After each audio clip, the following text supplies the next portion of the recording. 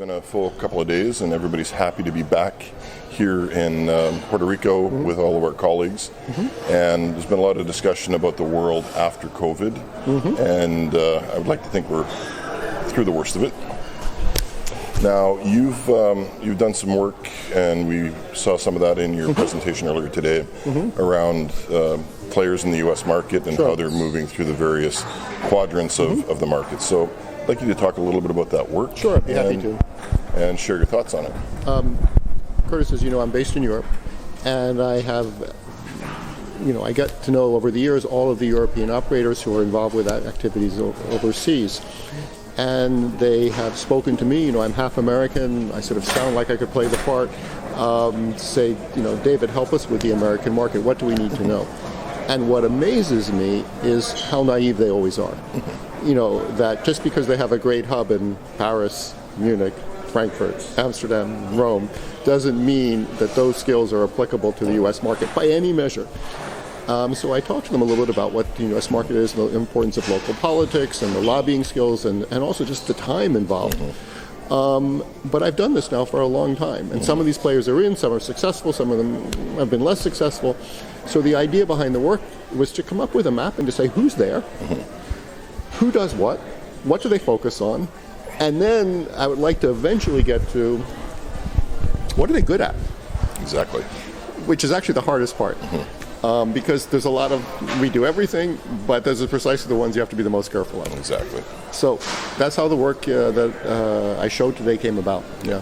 And it's been quite helpful, as we talked about off camera. For me, tables and charts only say part of the story, but the way you put that in a sort of graphical quadrant format is quite interesting, and we'll in the post-production we'll actually show that slide for the viewers. But I do think that being able to size it and place it in the various sort of strategic quadrants is important.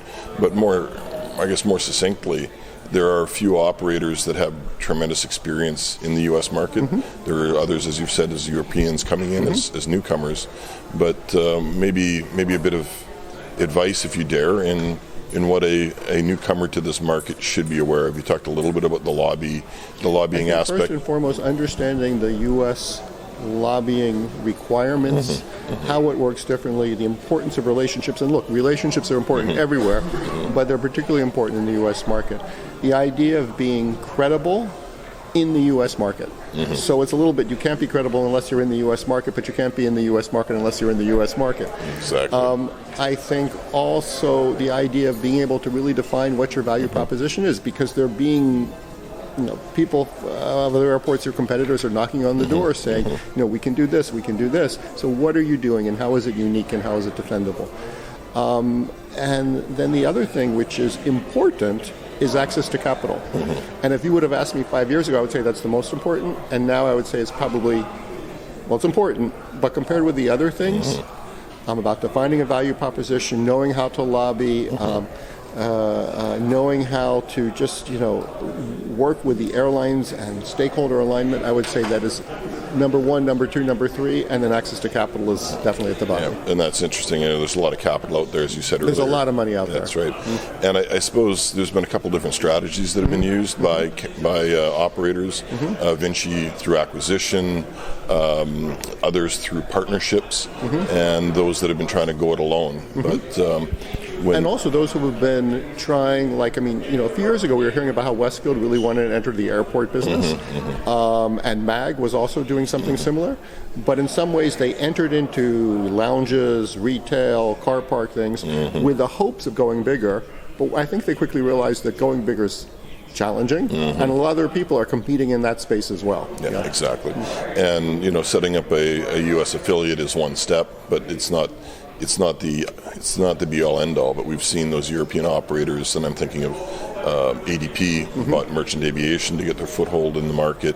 You've got CCR bought into a U.S. company with that strategy, and it hasn't necessarily materialized into new concessions, right? And I would even take that one step further. Just because you have an office in the New York market doesn't even mean you're in the U.S. by certain measures. Of some of these communities that we're talking about, which are in the middle of the United States, where they're smaller rural communities, No, you have to be in their community. Well, and I think the big difference, if you compare it to something like Brazil, we're on to the 7th round, but it's the same organizations within the government that are organizing all those concessions, and they're learning from one to the other. They're applying the lessons learned. And the market is consistent. And if we use Brazil as an example, all those European operators that were successful in the 4th, 5th, 6th rounds, they've become Brazilian operators in their own right. And the newcomers they're European, but they don't work in that market yet. They're at a complete disadvantage to what I would call locals, but those locals are European operators. And I guess we're many years away from that scenario here in the U.S. But I guess the other conversation we had in one of the sessions yesterday was that every airport, every city is like a new country when it comes to the U.S. because there's different politics, there's different constraints, and there's different considerations. That the FAA is the consistent part, but everything else is inconsistent. But in some ways, that the FAA is not really the decision maker. It can be sort of a veto player earlier on. But that threshold, I think, is relatively easy. And just going back to how every airport is different, just even in terms of traffic mix. Absolutely. You do see now in the United States these low-cost airline bases, but you also see big hubs, and you also see medium-sized cities that have a mixture of everything. And, I think also the foreign players sometimes don't realize is that, look, at a St. Louis, you don't have the passenger demographics that you have of a passenger going through Munich. They're not going to spend the same. You can't rely on that. And also, was it you or who was it? No, it was today we were talking about the importance of parking. Yeah, exactly. And a place like Burbank, where parking is what's effectively making, car parking is effectively making money, and because you are so close to such relatively affluent communities, what you can do with car parking is really amazing. And to think about that is something very innovative for a lot of people. Well, and optimizing all your revenue models, but including parking as well. And it's all a balancing act between real estate and the ability to earn revenue from it. So maybe in conclusion and wrapping up, everybody wants to have the crystal ball, but if you could predict what's going to happen in the next 2 to 3 years in the U.S. market, everybody's hopeful. I'm not sure they're optimistic, but they're hopeful that we'll start to see some more breakthroughs, knowing that there were a few mishaps along the way that make people cautious. So let's put a number out there, because I think that's what you're looking for. I predict, and I reserve the right to change my prediction next week, that there'll be one big transaction per year over the next 3 years. And a big transaction is a terminal at JFK, or something that involves, a facility with at least 7, 8, 9+ million people a year. And that there will also be 2 transactions per year at much, much, much smaller airports, whether they're New Haven, the less than 2 million, maybe even significantly less than that.